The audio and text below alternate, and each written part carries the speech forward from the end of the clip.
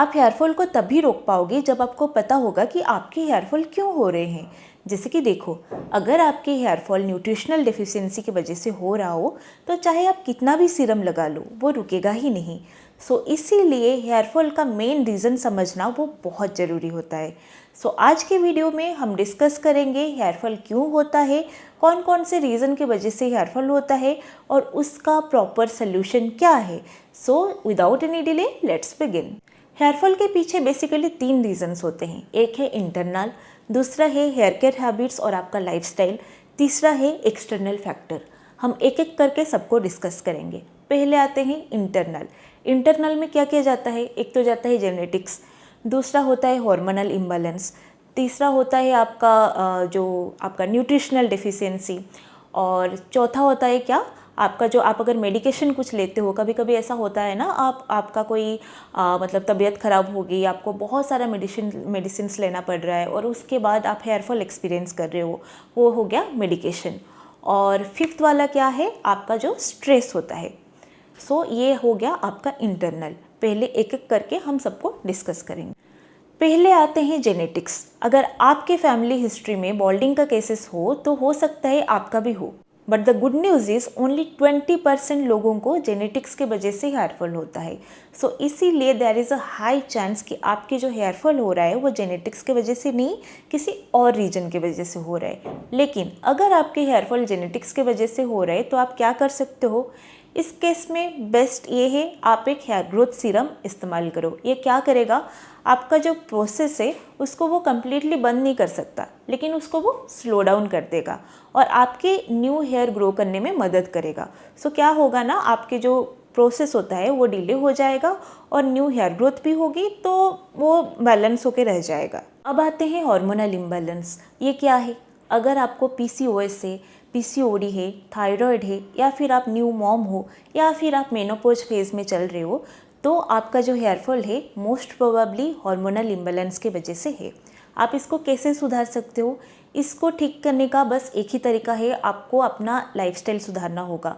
मतलब आपको अपनी स्लीप शेड्यूल ठीक करना होगा, आपको स्ट्रेस को मैनेज करना होगा, आप मेडिटेशन कर सकते हो, आप एक्सरसाइज कर सकते हो, और आपको अपना डाइट भी सही रखना होगा। ये सब से आपके हार्मोन बैलेंस होके रहेंगे और आपके हेयरफॉल भी कम हो जाएंगे। अब आते हैं न्यूट्रिशनल डेफिशिएंसी। हमारे जो ज़्यादातर केसेस होते हैं हेयरफॉल के, ये न्यूट्रिशनल डेफिशिएंसी की वजह से ही होते हैं। जैसे कि देखो, हमारे बॉडी को कितना प्रोटीन चाहिए पता है? चाहिए आपका जितना वेट होगा ना उसका 1.2 से 1.6 ग्राम ऑफ प्रोटीन आपको चाहिए, लेकिन हमें इतना प्रोटीन नहीं मिलता है। और अगर आप वेजिटेरियन हो तब तो छोड़ दो। और बालों का क्या? Here is made of keratin, right? तो वो एक तरह की प्रोटीन है। तो बेसिकली हेयर के जो बिल्डिंग ब्लॉक ही है वो ही प्रोटीन है, और आपके बॉडी को अगर प्रोटीन ठीक से नहीं मिलेगा तो आपके बाल भी खराब ही होंगे, आपके हेयरफॉल होगा, आपके बालों की क्वालिटी बहुत कम हो जाएंगे, बाल फ्रीजी हो जाएंगे, बाल झड़ने लगेंगे, वो जो शाइन होता है वो चला जाएगा। बेसिकली प्रोटीन बहुत इंपॉर्टेंट होता है और प्रोटीन को ही हम लोग ध्यान में नहीं देते हैं। आप जितना हो सके उतना प्रोटीन रिच फूड्स कंज्यूम करो, क्योंकि ट्रस्ट मी आपको प्रोटीन डेफिशिएंसी है। अगर आप जिम जा रहे हो और प्रोटीन पाउडर ले रहे हो तब तो सही है, नहीं तो नॉर्मली मतलब 99% इंडियंस लोगों को प्रोटीन डेफिशिएंसी होता है। इसीलिए प्लीज़ पहले अपना प्रोटीन इंटेक सही करो, आपके बाल अपने आप ठीक हो जाएगा, आपके हेयरफॉल बंद हो जाएंगे, आपके बालों का क्वालिटी बहुत अच्छा हो जाएगा। पहले प्रोटीन कंज्यूम करो, उसका आपका प्रोटीन डेफिशिएंसी को आप ठीक करो। उसके बाद बाकी फैक्टर्स भी रहते हैं, जैसे कि आयरन अगर कम हो गया, B12 अगर कम हो गया, वो भी प्रॉब्लम है। विटामिन डी डेफिशिएंसी से भी आपका हेयरफॉल होता है। आप ये देखो कि आपको जो न्यूट्रिशन चाहिए वो मिल रहा हो। इसीलिए आप एक बैलेंस डाइट रखो। आप चेक कर सकते हो कि आपको कौन सा डेफिशिएंसी है, और उसके बाद आप उस हिसाब से अपने डाइट को ठीक करना और देखना। उसके बाद आपके हेयरफॉल तो बंद हो ही जाएंगे, लेकिन आपके हेयर क्वालिटी में भी कितना ज़्यादा इम्प्रूवमेंट होगी, आप मतलब बिलीव भी नहीं कर पाओगे। मैं खुद अपना एग्जांपल देती हूँ, ठीक है? मुझे पता था कि प्रोटीन मैं तो नहीं खा पाती हूँ इतना, मतलब हाँ मुझे चिकन बहुत पसंद है, लेकिन कितना भी खा सकता है लोग ऐसे। प्रोटीन चिकन खाने से भी हफ्ते में 3-4 बार खाने से भी ना वो नहीं होता है पूरा, क्योंकि मुझे तो 60 ग्राम प्रोटीन चाहिए लाइक एक दिन में, ठीक है, तो जितना भी खा लो वो नहीं होता है फुलफिल। तो मुझे पहले से ही पता था कि प्रोटीन अगर डेफिशिएंसी होता है तो बालों का क्वालिटी ख़राब होता है, हेयर फॉल होता है। तो मेरा उतना हेयर फॉल नहीं हो रहा था, फिर भी मैं सोच रही थी कि प्रोटीन मैं कंज्यूम करूं अपने बालों के लिए स्पेशली, लेकिन इतना पैसा देके कौन लेगा, ठीक है, तो मैं नहीं ले रही थी। फिर मैं जब जिम ज्वाइन की तब मैं थोड़ा अपने हेल्थ को लेके सीरियस हो गई और मैं कि हाँ अब तो प्रोटीन कंज्यूम करना पड़ेगा क्योंकि मसल ग्रोथ भी चाहिए। सो उस टाइम जो मैंने प्रोटीन पाउडर पीना शुरू किया, प्रोटीन शेक पीना शुरू किया, तो 1 महीने में ही मेरे हेयर की क्वालिटी बहुत ज़्यादा अच्छे हो गई। मतलब जैसे कि मैंने बताया कि मेरे तो हेयर फॉल नहीं हो रहे थे, लेकिन जो क्वालिटी था वो इतना ज़्यादा इम्प्रूव हो गया, मुझे मतलब यकीन ही नहीं आया। और सबसे ज़रूरी बात, बहुत सालों से ना मेरे जो हेयर के लेंथ होते थे इतने में ही इतना ही होता था। मैं जितना भी मतलब 2 साल चाहे बाल में ना काटूं लेकिन वो और बढ़ेगा ही नहीं। तो मैं सोच रही थी कि शायद मेरा जेनेटिक्स है, मैं सच में ये सोच रही थी। लेकिन मैं जब से ये प्रोटीन पाउडर कंज्यूम की, मेरे बाल फिर से जो स्टक हो गया था मेरा लेंथ वो बढ़ने लगा। सो मैं फर्स्ट हैंड एक्सपीरियंस की हूँ कि प्रोटीन कितना ज़रूरी है। और सिमिलरली अगर आपका बाकी डेफिशिएंसी भी है उसको भी आप अगर फुलफ़िल करोगे तो आपका हेयर फॉल कम हो जाएगा और आपके हेयर क्वालिटी बहुत इम्प्रूव हो जाएगी। सो आप न्यूट्रिशन को नंबर 1 प्रायोरिटी में दो, क्योंकि मोस्ट ऑफ द लोग क्या करते हैं ना, देखते हैं कि कौन सा सीरम लगाएं, कौन सा शैम्पू लगाएं, कौन सा प्रोडक्ट लगाएं, लेकिन नहीं, पहले आपको अपना डाइट ठीक करना है। अगर आप अपना डाइट ठीक कर रहे हो 90% प्रॉब्लम वैसे ही चला जाएगा। फिर उसके बाद बोनस के लिए आपको प्रोडक्ट लगानी है, ठीक है। सो प्लीज़ अपना डाइट सुधारो। उसके बाद हो गया मेडिकेशन। अगर आप ऐसे कुछ मेडिसिन्स लिए हो और उसके वजह से आपको हेयर फॉल हो रहा है तो आपको खुद कुछ नहीं करना है, ठीक है। आप अपने डॉक्टर के पास जाओ, उनसे पूछो, वो जो बोल रहे हैं वही करो।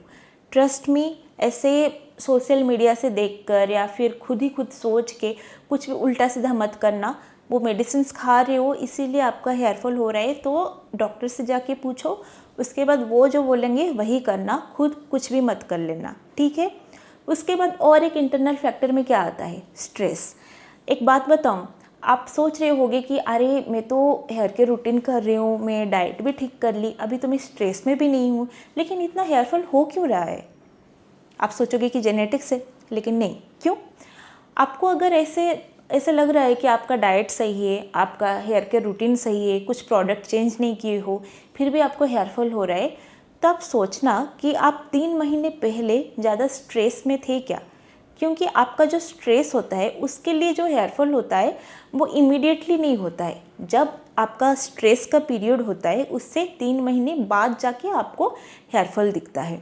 सो इसीलिए अगर आप हेयर फॉल एक्सपीरियंस कर रहे हो सकता है 3 महीने पहले आपका बहुत ही स्ट्रेसफुल पीरियड चल रहा हो। सो आप उस चीज़ को ध्यान में देना। अगर आपको पता चल गया कि ये स्ट्रेस की वजह से हेयर फॉल है तो आपको इतना कुछ चिंता करने की कोई ज़रूरत नहीं है। वो यूजुअली टेम्परेरी होता है और वो रिवर्स भी हो जाता है, मतलब जितने बाल आप खोए होंगे वो आ जाएगा। सो डोंट वरी, आप अपना लाइफस्टाइल ठीक करो, आपका हेयर केयर हैबिट्स जो है वो सुधारो, आप अच्छे प्रोडक्ट्स लगाओ, वो अपने आप ठीक हो जाएगा। आपको कोई चिंता करने की ज़रूरत नहीं है। हेयर फॉल के जो भी इंटरनल रीज़न थे हम सब डिस्कस कर लिए। अब आते हैं lifestyle and hair care habits. ये बहुत इंपॉर्टेंट होता है। क्योंकि ये पूरा आपके ऊपर डिपेंड करता है। आप अपने बालों को कैसे ट्रीट करते हो, आप अपने बॉडी को कैसे ट्रीट करते हो, ये डायरेक्टली एसोसिएट है, ठीक है। पहले तो अगर आप डेली हीट यूज़ कर रहे हो बहुत ख़राब है, रोज़ मत किया करो, ठीक है। अगर आप कर रहे हो तब भी आप हीट प्रोटेक्टेंट ज़रूर यूज़ करो। और ऐसे नहीं कि बस 2-4 स्प्रे कर लिया हो गया या फिर ऐसे थोड़ा लगा लिया हो गया। अगर आप हीट यूज़ कर रहे हो और हीट प्रोटेक्टेंट यूज़ कर रहे हो तो आप ये ध्यान में रखना, जो आप हीट प्रोटेक्टेंट लगा रहे हो वो अच्छे से लगाओ, पूरे बालों को कवर करो। ऐसे ही नहीं कि बस ऊपर का कवर कर लिया और नीचे का ऐसे रह गया, वो बहुत ख़राब है, ठीक है। आप पहले तो आप जितना हो सके उतना हीट स्टाइलिंग कम करो। आप बहुत कुछ कर सकते हो, जैसे कि हिटलेस हेयर स्टाइल कर सकते हो। और अगर आप कर्ली गर्ल हैं तो आप प्लीज़ अपने कर्ल्स को एम्ब्रेस करो, ठीक है। ऐसे मेरे स्ट्रेट बाल ही नेचुरली, सो मैं बोल रही हूँ तो थोड़ा पता नहीं कैसे लगेगा, बट कर्ली हेयर भी बहुत अच्छा है गाइस, मुझे तो बहुत सुंदर लगता है। सो आप ऐसे रोज़ हीट यूज़ मत करो, आप अपने एक कर्ली गर्ल रूटीन मेंटेन करो। आप अपने कर्ल्स को मतलब क्या क्या मैं बताऊँ, कर्ल्स को प्यार करो, ठीक है। वो बहुत सुंदर होता है, प्रॉपरली केयर लेने से वो बहुत अच्छा दिखता है। और अगर आप हीट यूज़ कर रहे हो तो प्लीज़ हीट प्रोटेक्टेंट लगाओ और अच्छे से लगाना, जैसे मैंने बताया। Secondly, chemically treated hair. अगर आप बहुत सारे ट्रीटमेंट कर रहे हो तो आपको तो वो डैमेज होगा ही होगा, और उसके बाद क्या होता है ना, हेयर फॉल होता है। सेकेंडली, अगर आप हेयर कलर कर रहे हो, देखो मैं ऐसे नहीं बोल रही हूँ कि कलर मत करो, ऐसा नहीं, लेकिन आप जो कलर कर रहे हो मतलब गैप दो। आप अभी एक कलर किए हो, ऐसे नहीं कि 3 महीने के बाद और एक आपका चेंज हुआ कि हाँ स्टाइल चेंज कर दूँ तो फिर से कर रहे हो, वो बहुत ज़्यादा डैमेजिंग होता है। सो इसीलिए आप एक गैप दो, अपने केमिकली जो ट्रीट कर रहे हो आपके बालों को, उसके बीच में गैप दो। और अगर आप मतलब हेयर कलरिंग करा रहे हो तो आपको बॉन्ड रिपेयर प्रोडक्ट्स चाहिए। बॉन्ड रिपेयर प्रोडक्ट्स क्या करेगा आपके, देखो आप जितना भी कलर कर लो, जो भी कर लो, चाहे कोई कुछ भी बोले, आपके बाल थोड़े तो डैमेज होंगे ही, ठीक है। तो बॉन्ड रिपेयर प्रोडक्ट्स क्या करता है, वो डैमेज को हील करता है। तो आपके बाल वो डैमेज से हील हो जाएंगे, तब आपको हेयरफॉल नहीं होगा। क्यों हेयरफॉल होता है कि बाल कलर कराने के बाद, क्योंकि वो बहुत डैमेज हो जाते हैं और उसके बाद हमारा मतलब हम जेंटल नहीं रहते हैं, ये नहीं रहते हैं, वो नहीं रहते, तो बहुत ज़्यादा फैक्टर्स मिलके बहुत हेयरफॉल होता है। सो पहली चीज़, अगर आप हेयर कलर करा रहे हो, बॉन्ड रिपेयर ट्रीटमेंट ज़रूर इस्तेमाल करना, ठीक है। मैं ये सारे प्रोडक्ट्स की जो लिंक है मैं डिस्क्रिप्शन बॉक्स में दे दूँगी, आप वहाँ पे देख सकते हो। इन जनरल अगर आप एक्सपेंसिव की तरह जा सकते हो तो K18 लिव इन मास्क जो है वो बहुत अच्छा है। वो सच में 3 यूज़ में पूरा बहुत अच्छे से रिजल्ट देता है, ये मैं खुद देखी हूँ। नहीं तो और भी बहुत सारे प्रोडक्ट्स जिसमें बॉन्ड रिपेयर लिखा होगा, इंडियन मार्केट्स में भी अभी आ गए हैं बहुत सारे प्रोडक्ट्स, आपको उसको यूज़ करना है। ये आप लिख के ले लो कि ये आपको यूज़ करना ही करना है, ठीक है, क्योंकि ये बहुत इंपॉर्टेंट होता है अगर आप अपने हेयर कलर कराए हो। और एक चीज़ है प्रोडक्ट बिल्डअप। ये चीज़ के बारे में काफ़ी लोगों को पता नहीं होता है। तो बेसिकली क्या है, हम रोज़ जो सीरम लगाते हैं, जो शैम्पू लगाते हैं, कंडीशनर लगाते हैं और जो भी लगाते हैं, हीट प्रोटेक्टेंट हो गया, कोई हेयर जेल हो गया, जो भी हो गया, उसका रेजिड्यू ना हमारे स्कैल्प में रह जाता है। और जो नॉर्मल सल्फेट फ्री शैम्पू होता है, जो कि मैक्सिमम लोग यूज़ करते हैं, वो रेजिड्यू को नहीं निकाल सकता, क्योंकि वो उतना स्ट्रॉन्ग नहीं है, उसमें उतना स्ट्रॉन्ग सर्फेक्टेंट नहीं है जो कि वो प्रोडक्ट बिल्डअप को निकाल सके। बेसिकली प्रोडक्ट बिल्डअप है क्या, जो रेजिड्यू रह गया है वही है product buildup. So product buildup पे क्या इशू होता है, वो क्या होता है ना, जो हमारे स्कैल्प में वो रह गया रेजिड्यू, तो हमारे जो हेयर फॉलिकल्स होते हैं उसको वो क्लॉग कर देता है, और उसके वजह से क्या होता है, बहुत कुछ होता है। पहले तो हेयरफॉल होता है, फॉलिकल्स क्लॉग हो गया तो वो हेयरफॉल होना स्टार्ट हो जाएगा। सेकेंडली आपका क्या होगा, आपके तो स्कैल्प में वो कवर हो गया है, रेजिड्यू रह गया है, तो आप जो भी सपोज हेयर ग्रोथ सीरम लगा रहे हो या फिर बालों में कुछ कंडीशनर लगा रहे हो, सीरम लगा रहे हो, वो अच्छे से पेनिट्रेट नहीं हो पाएगा, क्योंकि बीच में वो रेजिड्यू रह जाएगा।